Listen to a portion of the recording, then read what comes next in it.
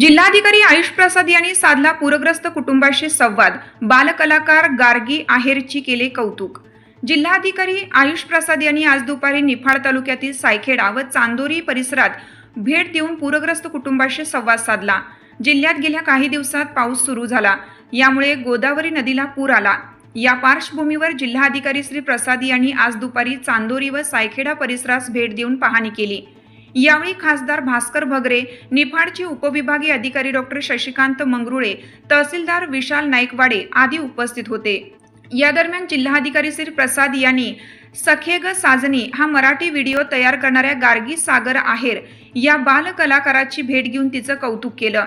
सध्या गार्गी एका दूरचित्रवाणी मालिकेत क्रांतिज्योती सावित्रीबाई फुले यांच्या बालपणीची भूमिका साकारत आहे।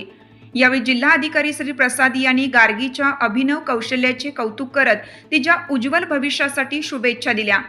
कला, संस्कृती आणि सामाजिक भान यांचा समतोल साधत प्रगती करणाऱ्या नवोदित कलाकारांचे यश समाजासाठी प्रेरणादायी असल्याचे त्यांनी यावेळी सांगितलं।